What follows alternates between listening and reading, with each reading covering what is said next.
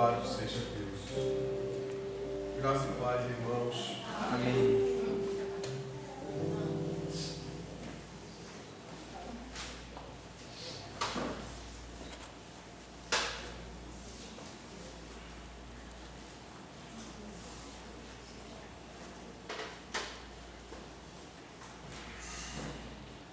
Meus amados irmãos, graças a Deus por esta rica oportunidade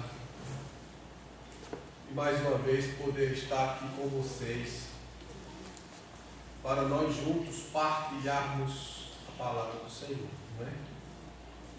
E dando sequência ao assunto que doravante nós iniciamos, mas que ainda nós não concluímos, nós estamos falando sobre os símbolos do Espírito Santo.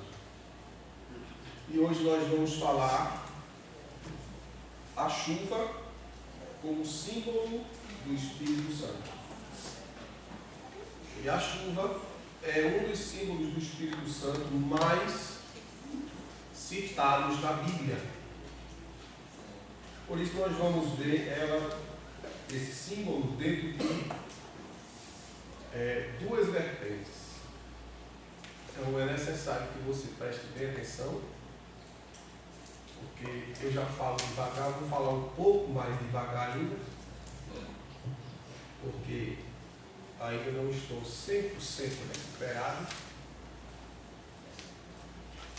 Estou ainda tendo tonturas, vertigens, mas a gente não pode dar moleza para qualquer enfermidade, né? A gente tem que ir de frente para não parar, não é?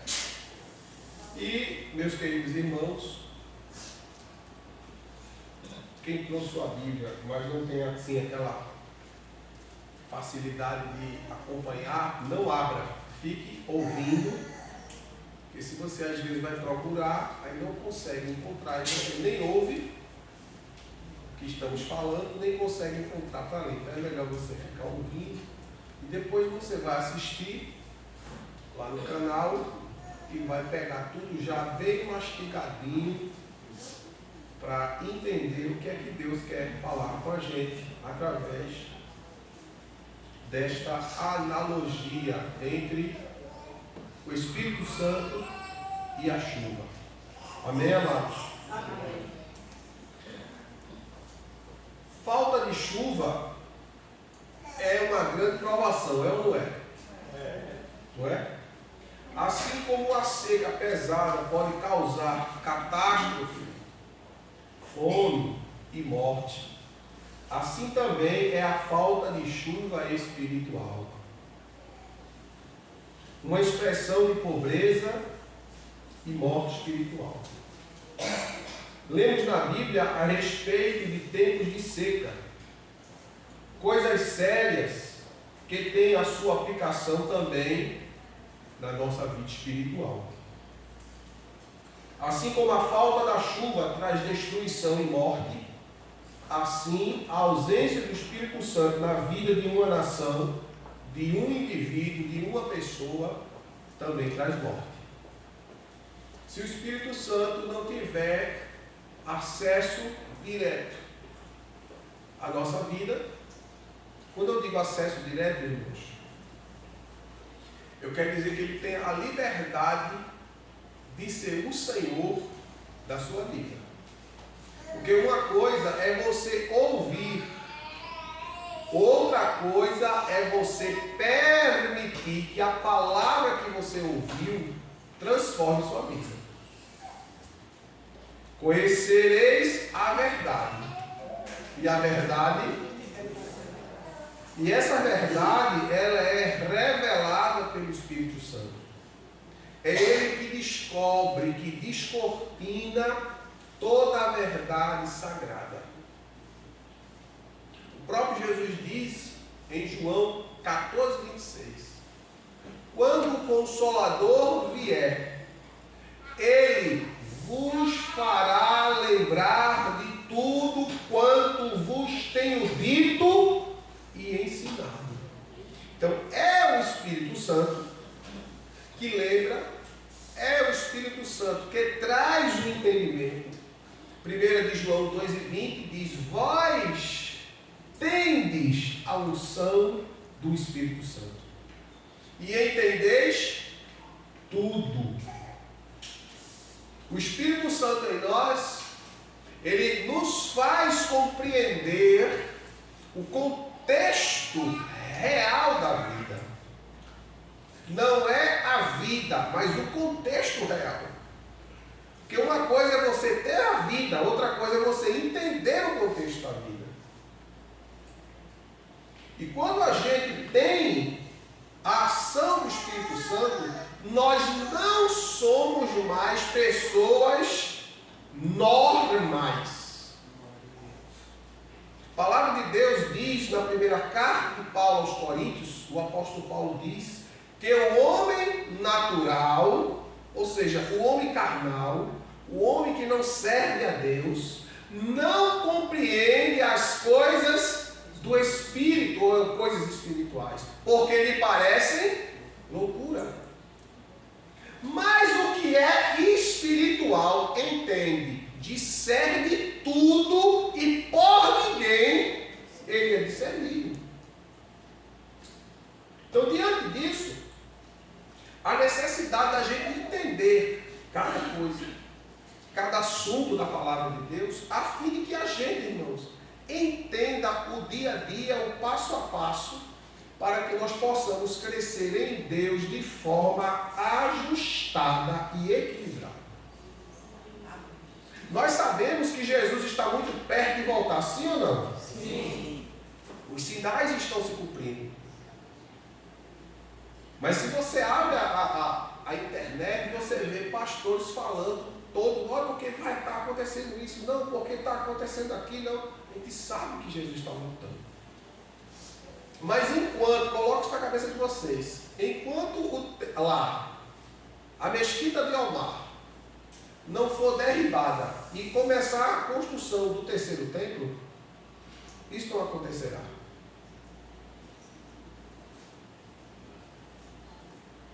A mesquita de Almar, que fica lá em Jerusalém, próximo ao Muro das Lamentações, que é a última parte do templo de Jerusalém, do templo de Herodes, que não foi destruída, que hoje é chamada de Muro das Lamentações, por trás fica a mesquita de Almar, que é um lugar sagrado tanto para os judeus como para os muçulmanos. Enquanto não houver ali a reconstrução do templo, o Cristo vivo não retornará, porque aquilo ali é um sinal. Por isso é assim, ó, quando disserem assim, vai ser derribado e vai começar a construção do terceiro templo, pronto, aí falta segundos para Jesus voltar, milésimos de segundos. Jesus manda-nos olhar para a figueira que é Israel. Então a gente precisa estar atento aos sinais, mas atento aos sinais de acordo com o que aquilo que a Bíblia revela, para que a gente não fique um tipo de crente medroso, confuso, perturbado, porque um diz, a igreja vai passar pela grande tribulação, outros dizem, a igreja não passará pela grande tribulação. Aí os irmãos ficam, eu vou acreditar em quem?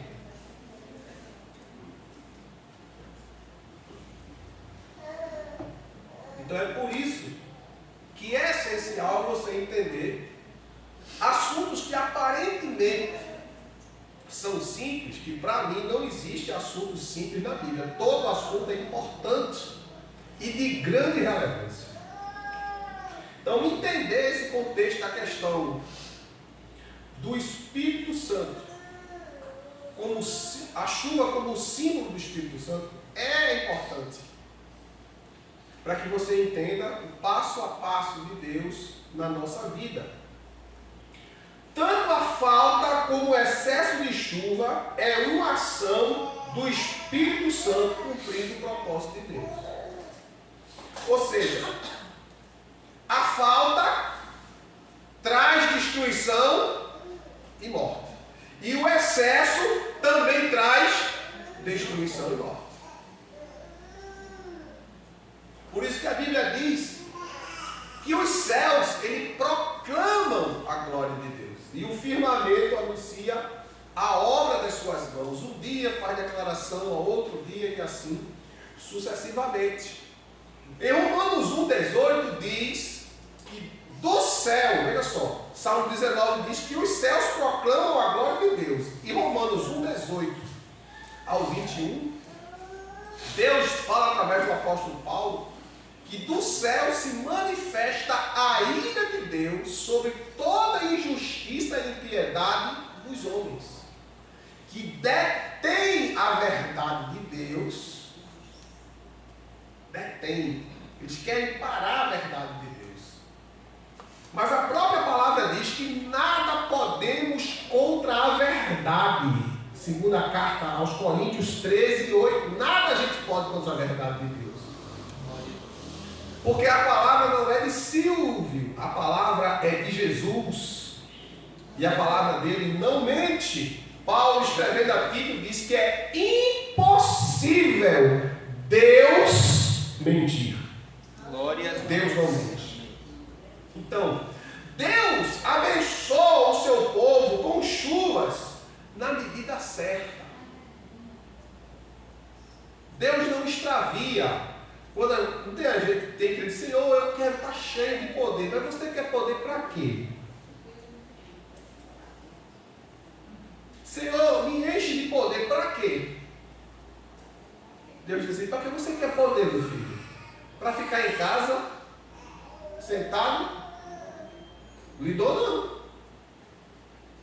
Deus vai lhe dar poder quando você se disponibilizar para fazer a obra e a vontade dele. Glória a Deus. Senhor, eu quero ser batizado com o Espírito Santo, Senhor. Para que você quer o batismo do Espírito Santo, meu filho? Se você não vai para a escola dominical, você não evangeliza, você não participa de nada, não se envolve com nada. Então Deus não desperdiça seus dons, seus talentos, é tanto que Ele cobra. Deus abençoa o seu povo com chuvas na medida certa.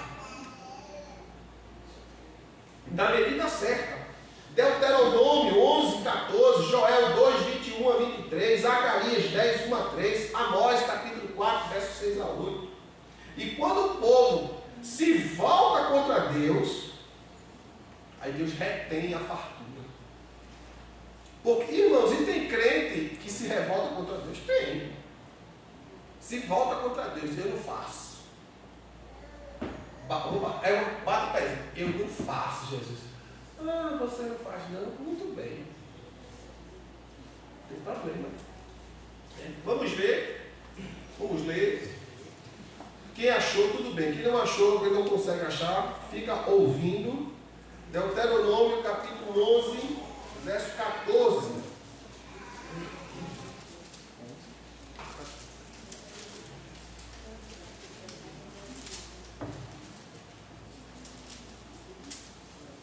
Deus abençoou o seu povo com chuvas na medida certa. 11:14. Concederei boas chuvas para a vossa terra no tempo certo. Chuvas de outono e de primavera. Podereis assim recolher teu cereal, tereis trigo, vinho e azeite com fartura.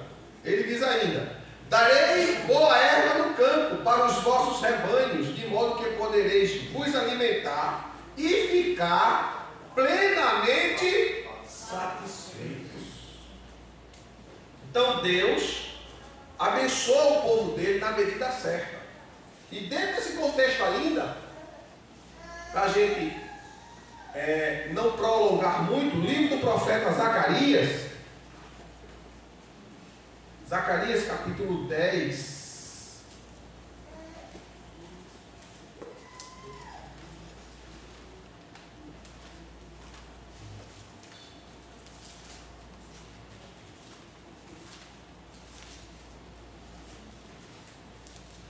Qual é a epígrafe? Como é? Deus abençoará Deus abençoará. A minha epígrafe é o carinho de Deus pelo seu povo. Né? Diz assim: rogai a Iavé pelas chuvas da primavera, pois é o Senhor quem faz o trovão, quem ordena que a chuva caia sobre a humanidade e lhes providencia todas as plantas do campo. É Deus que dá a chuva e providencia todo o cereal, todo tipo de alimento que provém do campo. É Ele que dá a chuva.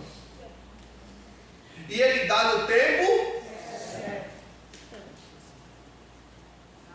Amós, capítulo 4.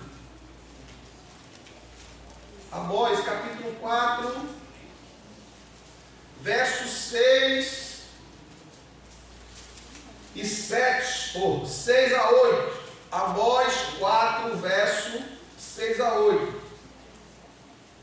Foi exatamente por isso que vos deixei de dentes limpos, isto é, sem alimento nas vossas cidades, e total falta de pão em toda parte. Contudo, vós ainda assim não vos converteste a mim com dedo de Yahvé.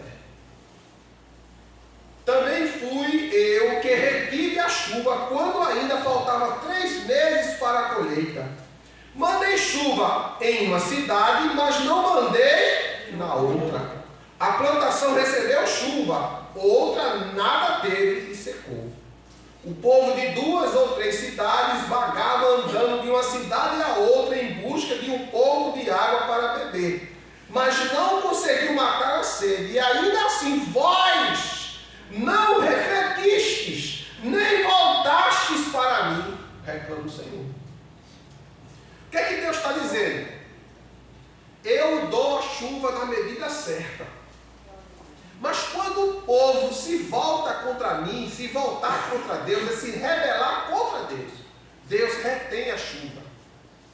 Porque a chuva é símbolo do derramar do Espírito Santo, do agir do Espírito Santo sobre este planeta, sobre esta terra, sobre a minha vida e sobre a tua vida, sobre a vida de uma nação, de um país, de um povo. É Deus que retém, é Ele que dá e é Ele que tira. Glória a Deus, aleluia. A exemplo disso, nós temos Elias, que usado por Deus determinou que não iria chover em Israel por conta da ação de Deus contra Acabe e a nação de Israel, que haviam pecado grandemente contra o Senhor. Ora, vamos lá, 1 Reis. Todos conhecem essa história, para frente, para trás e de trás para frente. Mas quanto mais a gente conhece essa história, mais a gente glorifica a Deus. Porque a gente entende que Deus, Ele continua controlando o céu, a terra, o mar, o vento, a chuva, o sol, a lua e as estrelas. Ele continua sendo o Senhor de tudo e de todas as coisas. 17, verso 1 de 1 Reis, diz assim. Aliás, vamos começar do 17, verso 29 ao 33, para a gente entender melhor. 1 Reis 17, aliás, 16, 29 ao 33, que diz assim: no ano 38 do reinado de Ásia em Judá, Acabe, filho de Oni, se tornou rei de Israel e governou durante 22 anos em Samaria. Ele fez o que era mal diante dos olhos de Yahvé, o Senhor Deus de Israel. E todas as suas atitudes foram ainda piores do que qualquer um dos que haviam reinado antes dele. Acabe considerou que não teria qualquer importância cometer filho de Nebate, e fez pior, casou-se com Jezabel, filha de Etbaal, rei de Sidônios, e passou a devotar seu culto ao deus Baal. Ele ergueu um altar ao deus Baal no templo de Baal, que também construíra em Samaria. Em seguida mandou fazer um poste sagrado, de maneira que Acabe cometeu tantos atos abomináveis, que conseguiu provocar a ira de Yahvé, o Senhor Deus de Israel, muito mais do que todos os reis de Israel que lhe precederam. Veja bem, saiu um rei e entrou outro, assumindo o lugar do reinado.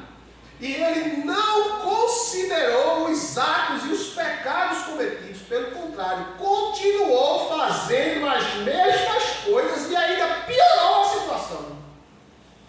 Porque dedicou um templo ao deus Baal e ali sacrificou. E os sacrifícios, irmãos, eram sacrifícios humanos. Crianças sacrificadas aos demônios.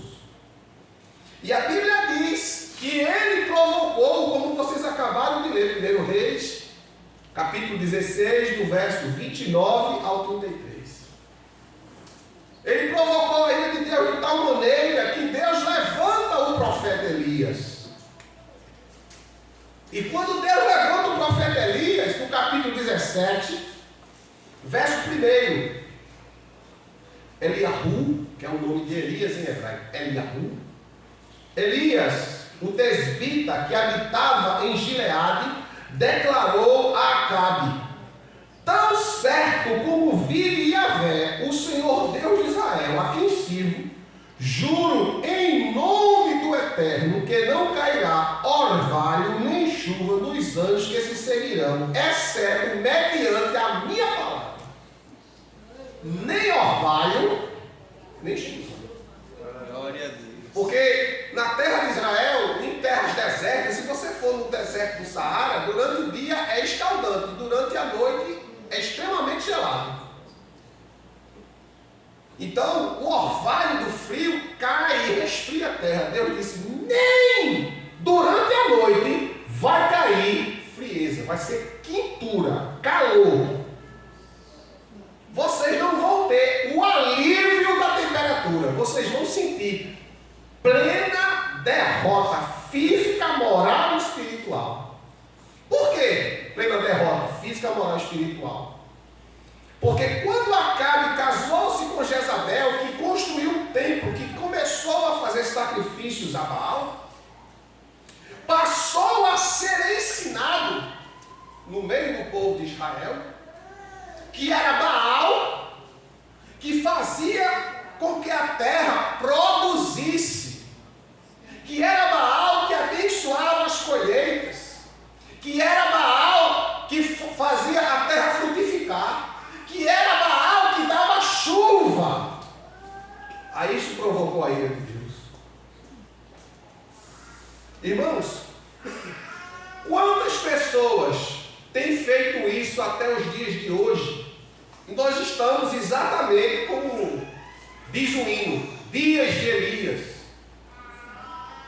onde as pessoas colocam a confiança apenas na tecnologia e no conhecimento. Diz: não, isso eu fiz porque é assim, é assado, é assim. Eu conquistei por causa disso, eu aprendi assim. Tudo bem que você aprendeu, mas foi Deus que me deu capacidade. Glória a Deus.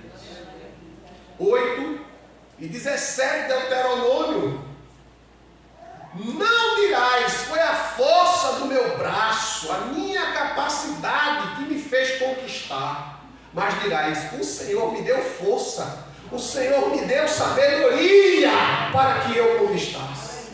Glória a Deus. O profeta Jeremias, no capítulo 4, se não me falha a memória, verso 23, ele disse: não se glorie o sábio na sua sabedoria, nem o forte na sua força, mas daquilo que o homem se gloriar, glorie-se nisso, em saber que eu sou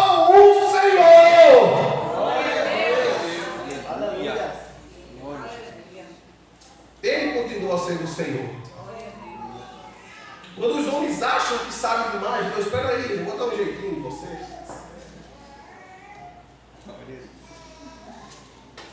Você está muito amostradinho, vou carimbar o seu passaporte. Não é? Foi o que Deus fez com Acabe. Deus manda uma palavra por Elias, irmãos, 3 anos, 6 meses, sem chuva e sem orvalho. Não tinha água nos rios, não tinha água nas fontes, não tinha água nos ribeiros. Quando nós nos dispomos a fazer a vontade de Deus, escuta aí, o improvável acontece. O impossível acontece. Deus tem compromisso com quem tem compromisso com Ele.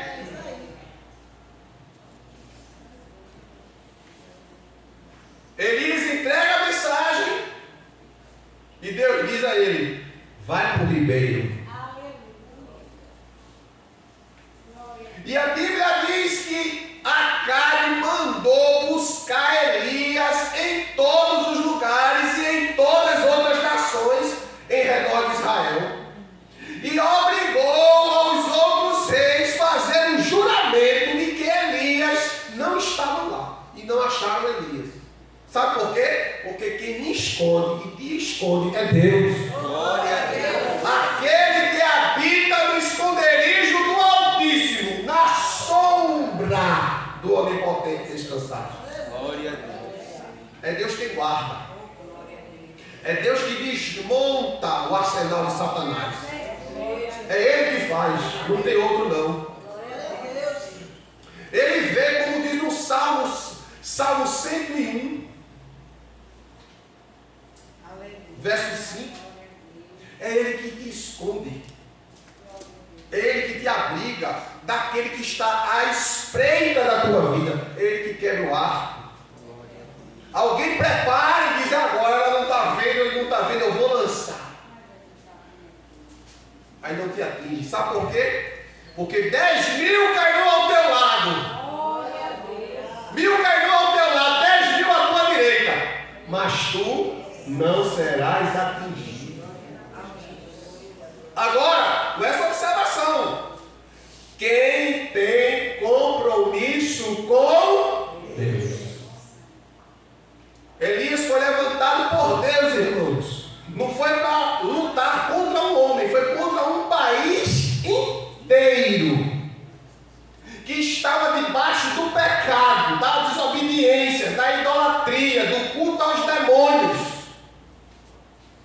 E o Espírito Santo não estava atuando naquela nação no sentido positivo, mas no sentido negativo, trazendo sobre eles castigo. A ausência de chuva é a ausência da bênção, do derramado do Espírito Santo. O Espírito Santo todo dia ele fala com o ser humano, todo santo dia. Nenhum de vocês aqui deixa de ser tocado pelo Espírito Santo. Nenhum. O Espírito Santo fala. Não é assim, não é por aí, não faça assim. Mas as pessoas fecham o coração, resistem ao Espírito Santo. E querem a bênção de Deus. Senhor, me abençoa. Senhor, me dá isso. Senhor, me dá aquilo. Senhor, mas não se submete a Deus. Foi que Deus fez. Deus levanta Elias, entrega a mensagem e diz: agora vai para o ribeiro que eu já ordenei. Irmãos, quando Deus mandou Elias para o ribeiro, Deus não disse a ele que ia ordenar. Ele disse: eu já dei a ordem. Antes de Elias chegar no ribeiro, a ordem de Deus já tinha sido dada. Glória a Deus. Antes da situação, antes de você entrar em qualquer situação, Deus já providenciou a vitória. E aí, como os irmãos bem conhecem essa história, levanta Elias para trazer juízo àquela nação.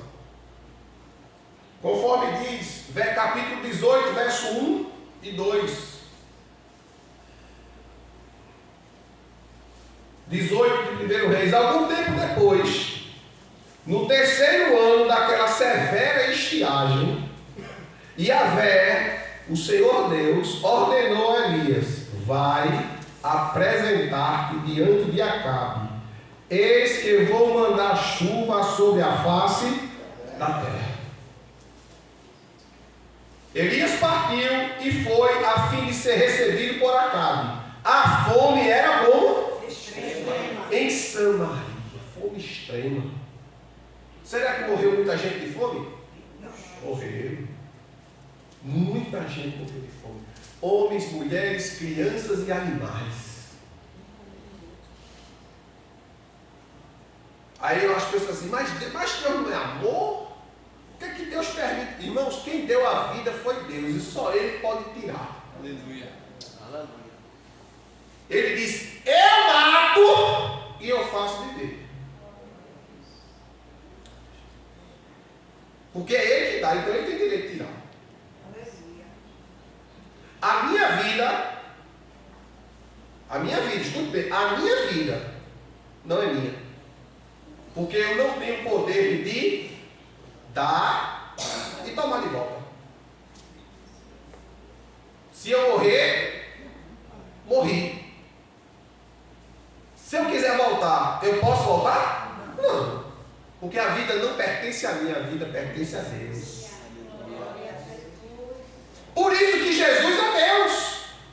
Por isso que as pessoas negam, querem negar que Jesus é o mundo, querem negar a ressurreição de Jesus. Porque Jesus disse: eu dou a minha vida e tomo-a de volta. Ele tem o controle da vida. Glória a Deus. Agora, nem eu nem você tem controle de nada. Tem controle de nada. Aí, Deus fala: vai ter com Acabe. E aí há o desafio, verso 17 e 18. Assim que Acabe viu Elias, questionou-lhe: és tu mesmo o flagelo de Israel? Ao que prontamente Elias respondeu: não sou eu o responsável pelos muitos problemas que assolam Israel, mas és tu e toda a família do teu pai, pois abandonaste o quê? Abandonaste os mandamentos do Senhor e cultuaste a Baal. Por que estava acontecendo a falta de chuva? Por causa de quê? Pecado. Pecado. Não tem para onde ir, irmãos. Se você peca, a bênção é retida. Não tem como. A Bíblia diz que nós, Jesus disse em Mateus 7, versos 7 e 8, se nós, sendo mal, sabemos dar boas coisas aos nossos filhos, quanto mais vosso Pai Celestial não vos dará as coisas que lhe pedirdes? Certamente. Mas quando orardes, orareis assim: Pai nosso, que estás no céu, santificado seja o teu nome. Venha a nós o teu reino. Olha, santificar o nome de Deus na vida. Falar de Deus é uma coisa, irmãos. Ter Deus é outra coisa. Eu não estou falando aqui de infabilidade. Eu não estou falando aqui de impecabilidade. Mas eu estou falando aqui de responsabilidade com Deus. Porque a Bíblia diz: aquele que diz que não peca é mentiroso, e a verdade não está nele. 1 João 1,10. Não estou falando de impecabilidade. falando de responsabilidade com Deus. Senhor, eu errei. Tenha misericórdia de mim, me ajude a mudar. Dá-me força do Espírito. Arranca de mim, vá lutando com Deus em oração. Nenhum de nós, irmãos, estamos ausentes de cair, de errar e de falhar. Nenhum.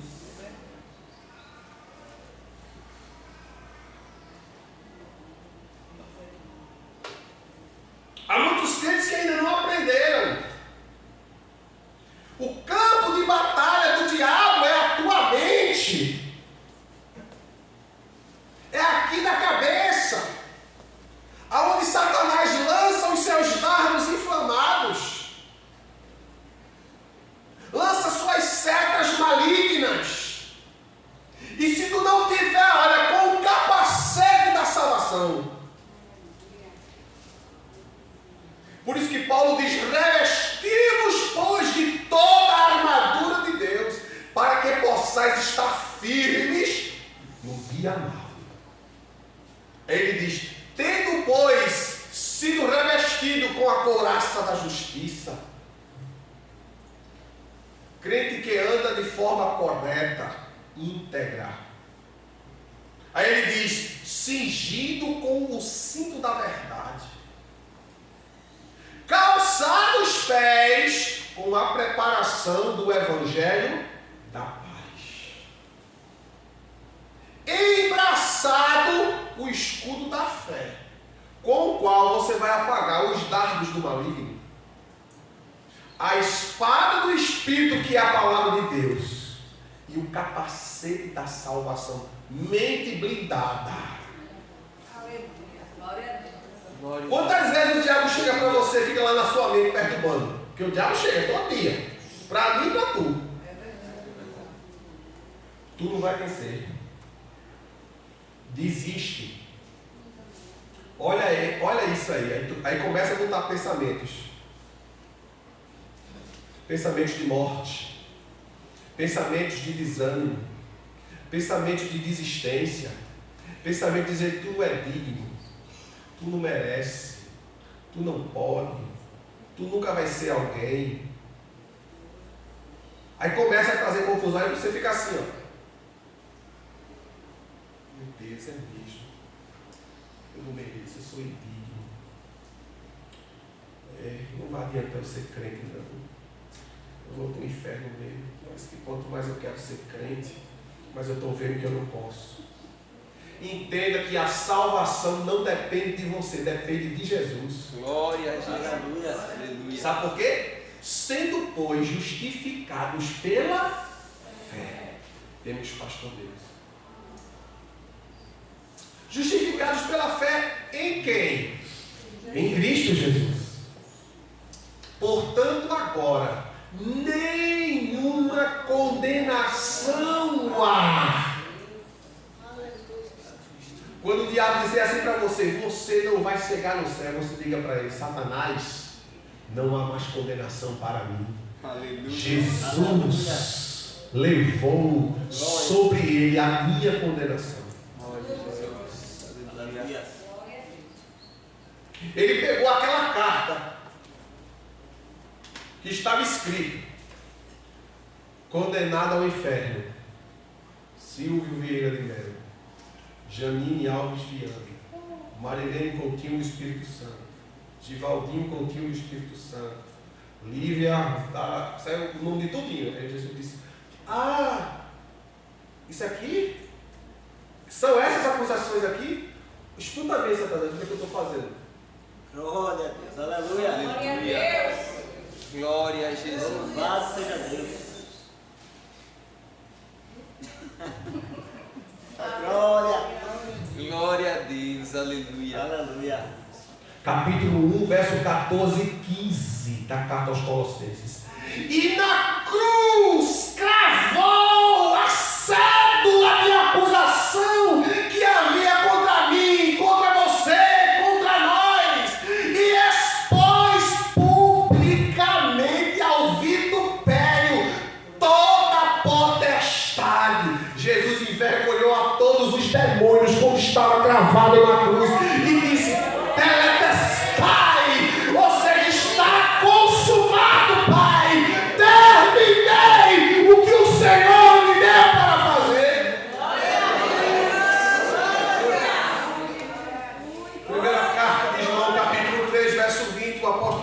assim, filhinhos, se o teu coração te condena, maior é Deus do que o teu coração e sabe de todas as coisas. Deus conhece teus limites, tuas fraquezas. Deus sabe do esforço que você tem feito. E quanto mais você se esforça, mais Ele vai lhe dando graça. O Espírito Santo vai lhe habilitando. O Espírito Santo vai lhe capacitando. E você vai prosseguindo. Não é sobre quedas. Não é sobre falhas. Mas é sobre a justiça de Deus sobre nossa vida. Pai, por eles eu me santifico a mim, para que eles sejam santos. Olha, não é por nós, é por causa dele. Glória a Jesus. É por causa dele. Por que o diabo chega assim? Não pode. Eu nunca esqueço, irmão. Eu não canso de contar isso. É uma coisa que eu vou levar para o céu. Acho que só quando eu chegar no céu que eu esqueço dessas coisas.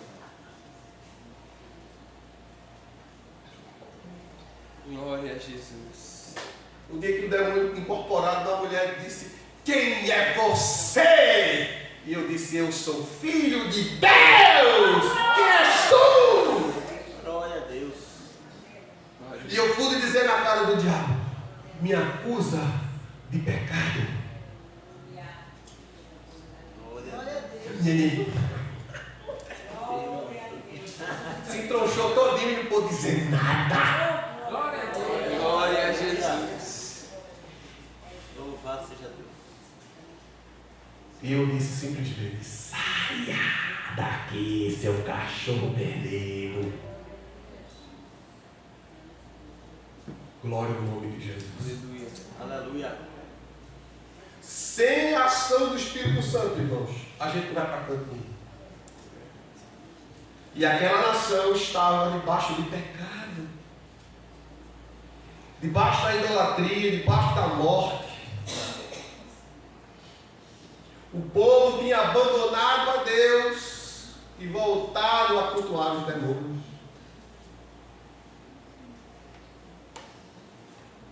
E o Espírito Santo,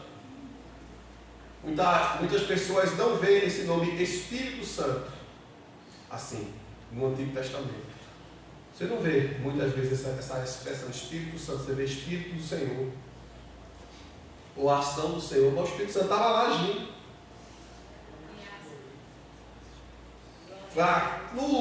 No verso 2, e o Espírito pairava sobre a fonte das águas, ou seja, o Espírito Santo estava lá, ó. A palavra pairada, chocar, chocando, trazendo vida. Quando o povo de Israel, a nação de Israel, pecou contra Deus, o Espírito Santo disse: eu não vou te abençoar, eu vou trazer castigo sobre você, eu vou segurar a chuva. Porque Deus não trabalha separado. O nosso Deus é trino. O Pai e o Filho e o Espírito Santo trabalham juntos. Ele não trabalha dividido. Quem trabalha dividido é homem, que às vezes quer aparecer. Não. Eles trabalham juntos. Olha, quando Jesus morreu na cruz, o apóstolo João disse: 3 são que testificam no céu: o Pai, a Palavra e o Espírito. 5 e 7 de 1 João. Os 3 trabalham juntos. O Espírito Santo não desce nada, não desce água. Eles não estão dizendo que é Baal que manda a chuva. Não deixe pedir a Baal.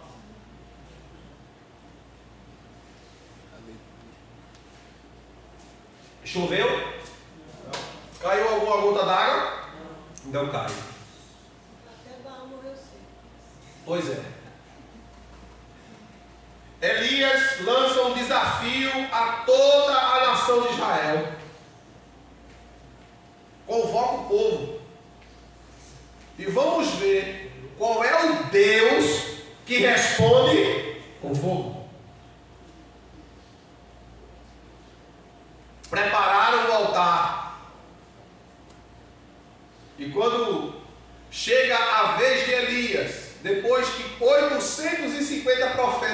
gritaram das 9 da manhã às 3 da tarde, ou seja, das 6 da manhã às 3 da tarde, gritavam sem parar, cansados e estagnados. Aí Elias começa a zombar deles: grita mais alto. Ele deve estar cansado e está dormindo. Chegou de viagem, está estressado, tomou um trazadona, foi dormir.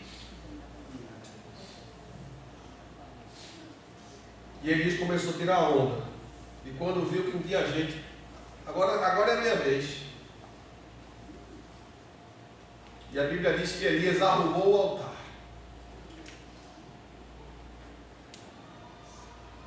Conforme as tribos de Israel, 12 pedras. Arrumou o altar. Mandou fazer um rego. Irmãos, em canto nenhum da Bíblia, em canto nenhum você vai encontrar que a água foi derramada sobre o sacrifício. Só aí. Elias disse: trazei água e derramai. 1, 2, 3. 12 cântaros foram derramados. 4, 4 e 4. 12. Referente às 12 tribos de Israel. Mas foi feito 3 vezes. Pai, Filho e Espírito Santo. E o que foi que aconteceu com a água? Ela não se espalhou, ficou no rego. O outro botou água, mas Elias, em nenhum canto você vê botar água, mas Elias manda botar. Aquilo ali, irmãos, não é por acaso. O Espírito Santo estava mostrando que ele estava aprovando a atitude de Elias. E Elias estava debaixo da direção de Deus. Glória a Jesus. Sacrifício, olha, sacrifício tem que ter água. O que quer dizer, pastor? Tem que ter Espírito Santo.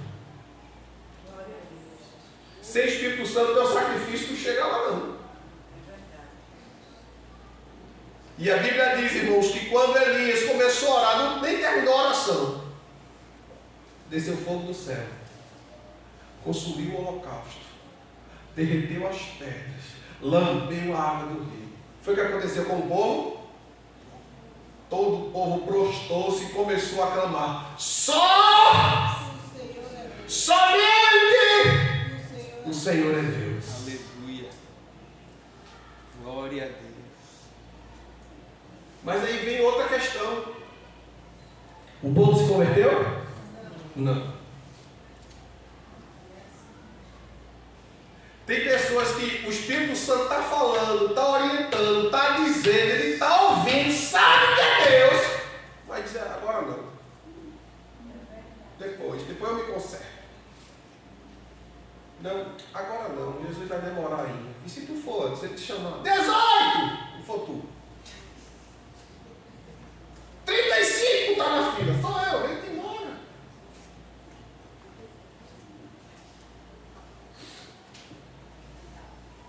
A gente tem que estar pronto, irmão. Ou na vida dele, ou para a gente ir. Quem gosta de estar doente aqui? Me diga. Ninguém, né? Doença é bom? É não. A doença humilha a gente, né? Não humilha ou não humilha? Deixa você como nada. Como nada. Você come a melhor comida, toma vitamina, se cuida, daqui a pouco você passando mal. Meu Deus, o que é que foi? Uma bactéria, um germe, um vírus infectológico que você não vê. Deixa você fraco, desanimado, triste, acabrunhado, sem força, prostrado. O que foi que houve? Um vírusinho, meu filho. Rapaz, eu estou tão forte, estou tão musculoso, estou atleta. Mas morre, tu é pó, tu é terra, tu é cinza. Porque grande, poderoso, inatingível é Deus. Maravilha.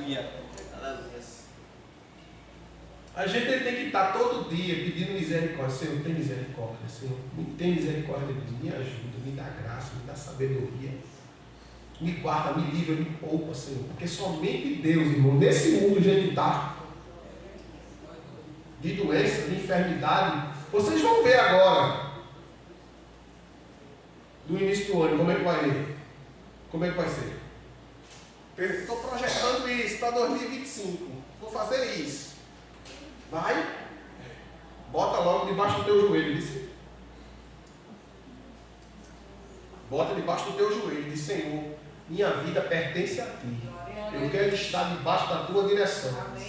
Sustenta-me, Senhor. Porque somente Deus, irmãos, pode me livrar e te livrar e nos livrar. E aí o povo não se converteu. Viu o fogo descer, viu o milagre acontecer, mas não quis compromisso com Deus. Não quis. Quantas pessoas estão ouvindo?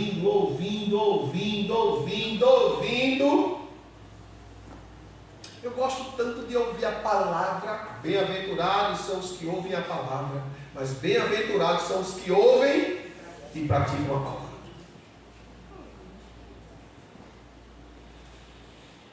O Senhor tem prometido para o seu povo mandar a chuva do céu.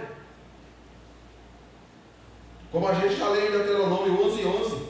A bênção do Pentecostes está simbolizada com a chuva de Joel 2, 23 a 31. Bora ver?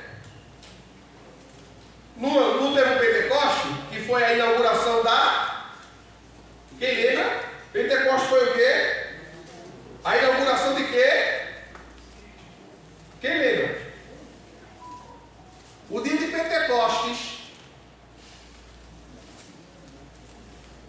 em Atos 2, foi a inauguração de quê, irmãos? Quem lembra? Inauguração da igreja. A igreja foi inaugurada ali, no dia de Pentecostes. Joel 2, 23 a 31. Ó filhos de Sião, alegrai-vos e regozijai-vos em Yahvé, vosso Elohim Deus. Olha agora aí, ó. Aquilo que eu falei, Deus não trabalha sozinho. É uma trindade. Olha aqui novamente, porque a minha Bíblia é a King James. Normalmente nas Bíblias convencionais não tem essa palavra, Elohim. Ó filhos de Sião, alegrai-vos e regozijai-vos em Yahvé, vosso Elohim. Ou seja, vosso Deus trino. Porque Ele faz descer as boas chuvas de outono com generosidade e justiça. Ele envia muitas chuvas, as de outono e as de primavera, as primeiras e as últimas, como se costuma dizer. Ou seja, Deus prepara a terra para a semente brotar, e Deus manda a chuva para a semente que brotou dar o fruto. As eiras ficarão cheias de trigo para bater, vossos tonéis transbordarão do melhor vinho novo e do mais puro azeite. Haverei de vos restituir os anos consumidos pelo gafanhoto migrador, pelo assolador, pelo destruidor e pelo cortador.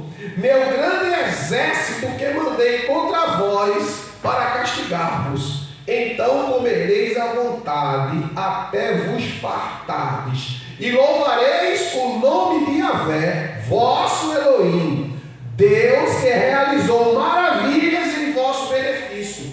Jamais o meu povo será humilhado, e vós todos sabereis que eu estou convosco, ó Israel. Eis que eu sou Yahvé, o Senhor, o teu Elohim, Deus que não há outro. Nunca mais o meu povo será envergonhado. Então, depois desses eventos, derramarei o meu ruach.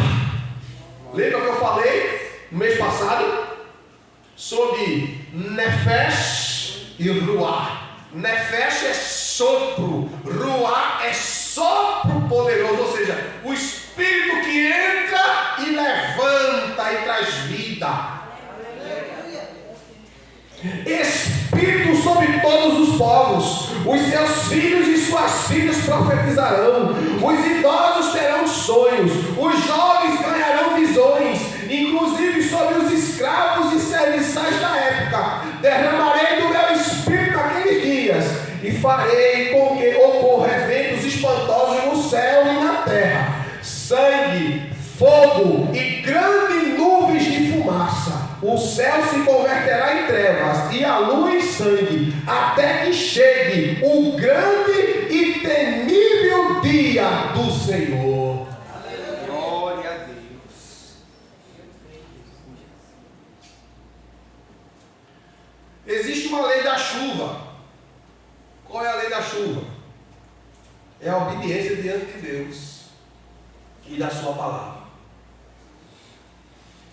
Em Deuteronômio 28, 1 a 12. Bora ver? Deuteronômio 28, 1 a 12. Deus falando para a nação de Israel.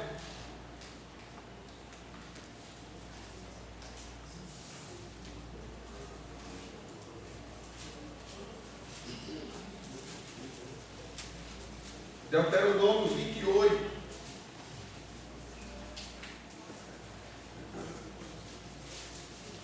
Achou? Amém. Se fielmente obedeceres a palavra do Senhor teu Deus, tendo o zelo de seguir todos os seus mandamentos que neste dia te ordeno, e Yahvé, o teu Deus, te exaltará sobre todas as nações da terra. Se ouvires a voz do Eterno, teu Deus, virão sobre ti e te acompanharão todas. Olha aí, ó. Se ouvir e se obedecer, todas as bênçãos vão fazer o quê? Alcançar, acompanhar você. O segredo da prosperidade é isso, irmão. Obedecer. Bem-aventurado o homem que não anda no conselho dos ímpios, não se detém no caminho dos pecadores, nem se assenta na roda dos escarnecedores. Antes tem o seu prazer na lei do Senhor, e na sua lei medita de dia e de noite. E tudo quanto fizer, prosperará. Salmo 1, verso 3, capítulo 28 do Deuteronômio. Bendito serás tu na cidade, e bendito serás no campo.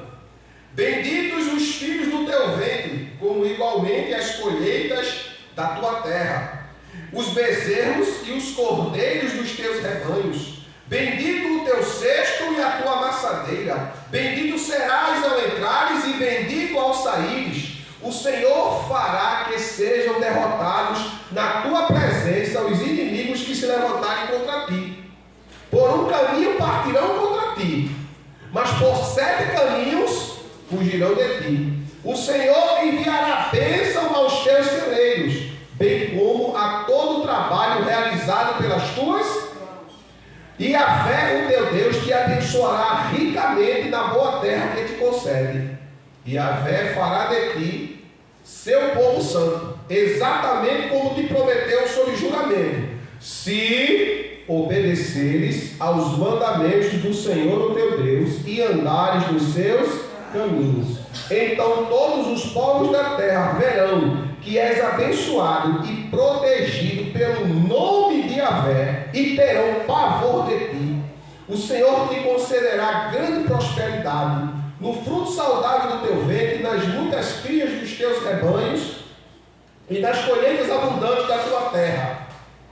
Nesta terra que o Eterno, sob juramento, a teus pais prometeu dar-te, o Senhor te abrirá o céu, o depósito do seu tesouro, para dar a chuva à tua terra no seu tempo e para abençoar toda a obra das tuas mãos. Emprestarás a muita gente, porém tu não tomarás emprestado. Isso foi Deus falando para a nação de Israel. E eu perguntei: existe uma lei da chuva? Qual é? A obediência diante de Deus e da sua E essa chuva, no Antigo Testamento, como eu falei há minutos atrás, era símbolo, como a gente leu em Joel 2, 23 a 31, simbolizava a descida do Espírito Santo no dia de Pentecostes. Só que para que o Espírito Santo descesse sobre a igreja no dia de Pentecostes, os irmãos tinham que obedecer. E eles obedeceram? Bora ver Atos, livro de Atos dos Apóstolos.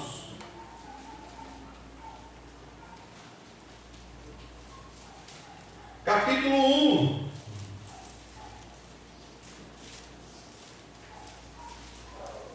De Atos.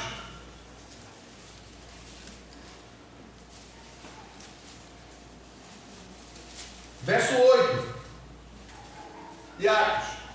Contudo, recebereis poder quando o Espírito Santo descer sobre vós.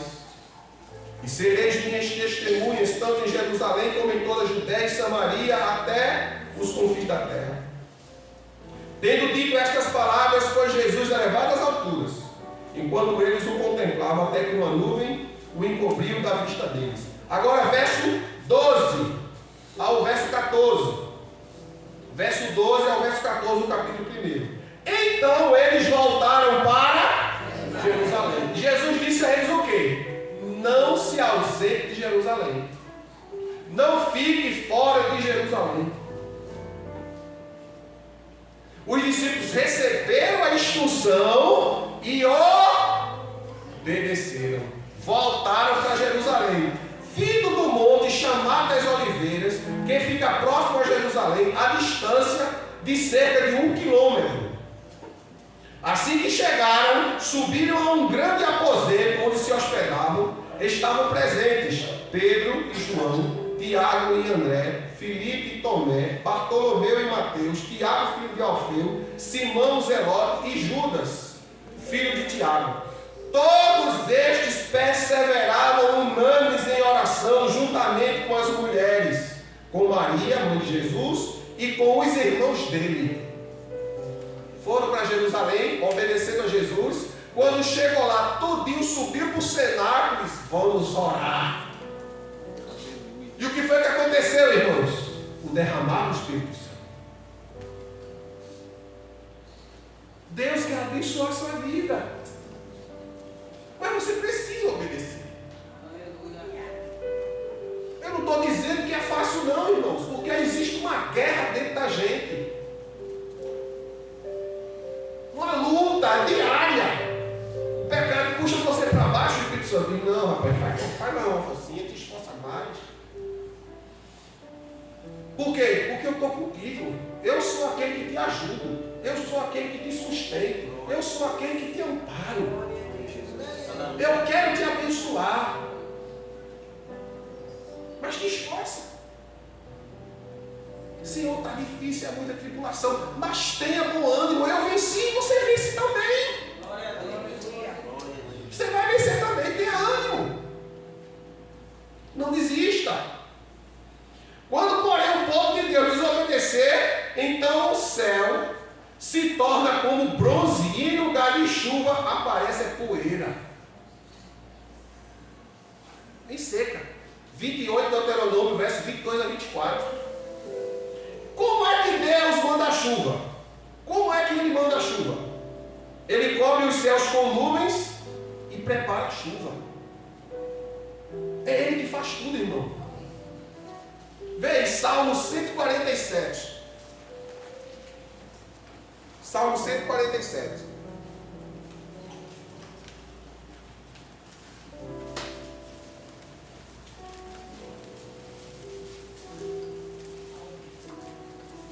Se alguém achar primeiro que eu leia bem alto aí. Salmo 147, verso 8. Que cobre de nuvens os céus, prepare a chuva para a terra, faz brotar nos montes a erva. Olha para aí. Ele cobre de nuvem os céus, prepara a chuva para a terra, faz brotar a relva sobre as colinas, dá alimento ao gado e aos filhotes do povo, quando crocitam de fome. Ele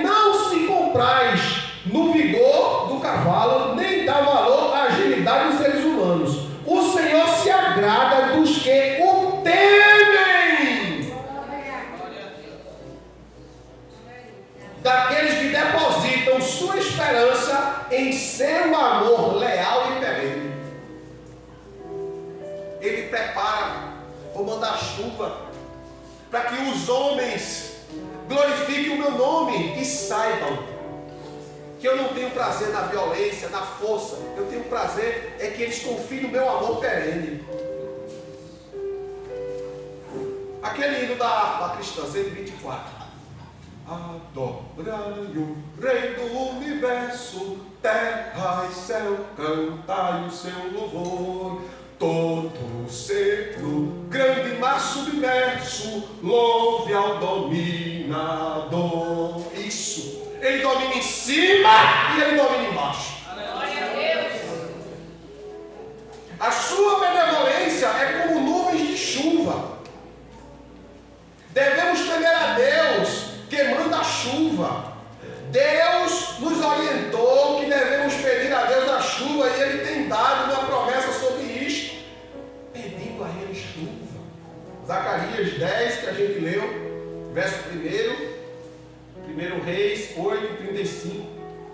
A chuva traz ricas bênçãos. Quando Deus derrama seus cântaros de água sobre as nuvens e rega os montes, uma grande diferença aparece. É Deus que derrama.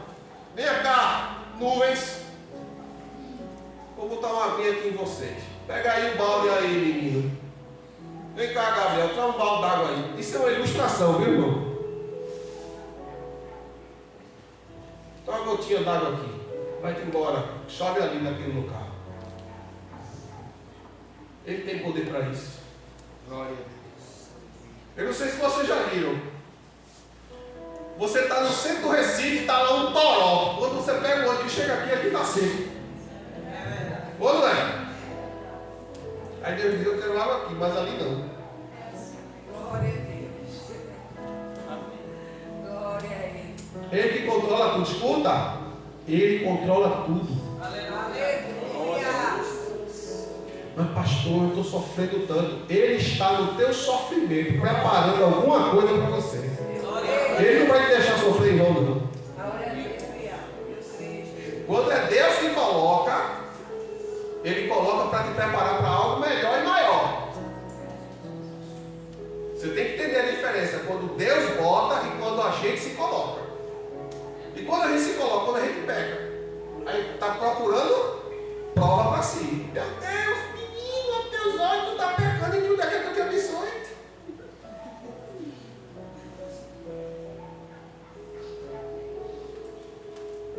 A terra é preparada e fica em condições de ser plantada. A terra, por causa da seca, era como poeira, se torna uma massa. Os sucos amolecem e estão sendo regulados. Os torrões estavam separados uns dos outros. Se apegam uns aos outros. Isto não seria possível se a chuva, se a bênção de Deus não chegasse. No Salmo 104. Salmo 104. Versículo 13 ao versículo 15.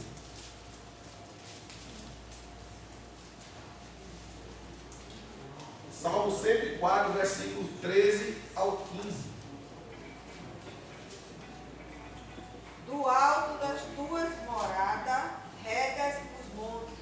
A terra farta-se do fruto de tuas obras. Fazes crescer a relva para os animais e as plantas para o serviço do homem, de sorte que da terra tire o seu pão. Até aí, pastor. 15. E o vinho que alegra o coração do homem, o azeite que lhe dá brilho ao rosto, e o alimento que o sustém as forças. Olha para aí. É Ele quem, dos seus altos patamares, rega as montanhas, e a terra sacia do fruto das suas obras. Faz brotar a erva para o gado, as plantas que o homem cultiva, tirando da terra o alimento. O vinho que alegra o coração, o óleo que dá brilho ao rosto e o pão que sustenta o vigor dos seres humanos. Aleluia. É Deus. Não tem para onde ir não, irmãos. A ausência de chuvas, no aspecto natural, é a ausência da bênção de Deus. E o excesso de chuva que traz morte e desgraça também é a ação de Deus, Espírito Santo, trazendo justiça, porque Ele é o executor da justiça divina. Ananias, por que deixaste Satanás encher o teu coração e mentistes a Deus? Morreu na hora. Tu não mentiste aos homens, mas mentiste a Deus. Espírito Santo é Deus. Não entristeça o Espírito Santo. Não deixe o Espírito Santo sair da sua vida. Se você perder a presença do Espírito Santo, você não chega no céu, irmão. O inimigo quer que você perca o céu. Você não está aqui nesse mundo para ser rico, não. Você está aqui neste mundo para ser salvo. Agora, se Deus quiser lhe dar riqueza, Ele cria meio, cria solução. Ele abre porta dentro de porta, abre porta até onde não tem parede. E diz, eu quero lhe dar riqueza e lhe dou mesmo. Acabou. Glória. Porque é um dom de Deus. É dom de Deus. A riqueza é dom de Deus. Já dizia Salomão no livro de Eclesiastes. Então não deixe o Espírito Santo sair da sua vida. Não resista à voz do Espírito Santo na sua vida. Não permita você ficar seco. Não se permita isso. Não se embriague com as coisas deste mundo. Está chegando o final do ano, o povo fica preocupado com roupa nova, com fazer tanta coisa, e se esquece do verdadeiro sentido do Natal. A gente sabe que Jesus não nasceu no dia 25 de dezembro. Ou não sabe? Sabe, né? Pelo amor de Deus, né?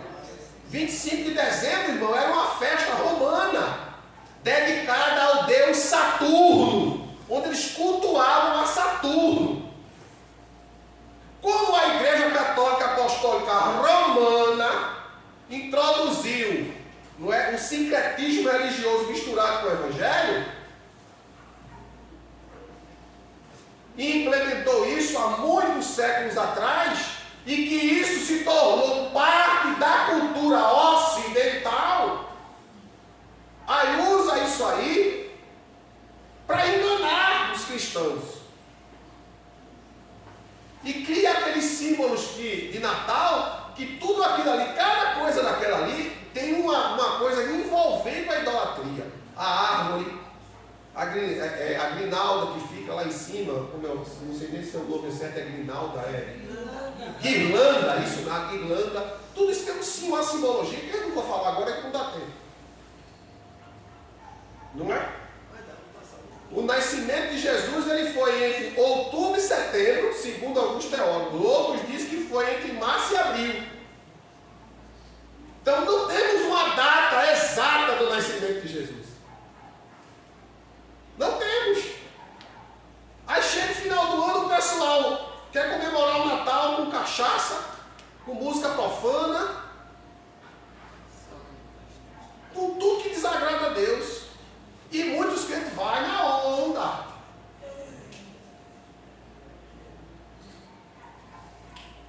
Não, irmão. Celebremos Jesus. O Natal não é só dia 25 de dezembro, é todo dia. Tem gente que só ilumina a casa no final do ano. E pode deixar iluminando o ano todo.